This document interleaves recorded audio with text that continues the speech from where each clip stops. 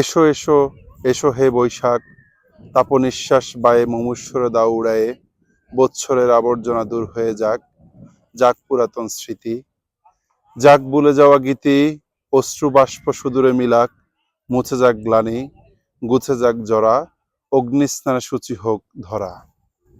বৈশাখ নিয়ে বাঙালির উৎসাহ উদ্দীপনা চিরাচরিত।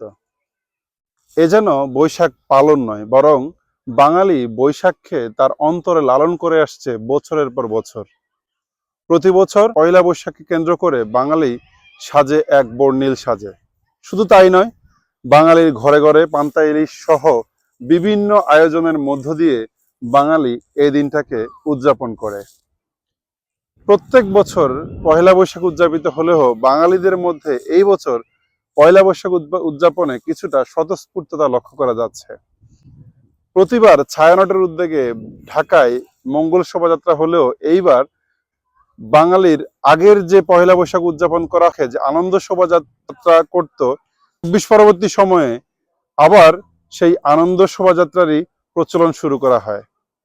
আজকে দেখা যায় বাংলাদেশে শুধুমাত্র ঢাকায় নয়, সারা দেশেই বিভিন্ন জায়গায় পথে প্রান্তরে বাঙালি তার এই আনন্দ শোভাযাত্রার মধ্য দিয়ে পুরাতন বছরের যাবতীয় গ্লানি জরা জীর্ণতাকে বিদায় দিয়ে নতুন বছরকে স্বাগত জানানোর এক অনিন্দ সুন্দর আয়োজনের ব্যবস্থা করেছেন। আমরাও মনে করি বাংলাদেশ থেকে চিরতরে বিদায় হোক ক্ষমতার রাক্ষস। বাঙালির সৌহার্দ্য সম্প্রীতি এবং মানবিকতার এক উজ্জ্বল দৃষ্টান্ত নিয়ে বিশ্বের বুকে সগৌরবে দাঁড়াতে চাই। এই হোক আমাদের এই নববর্ষের প্রত্যয়। ধন্যবাদ সবাইকে।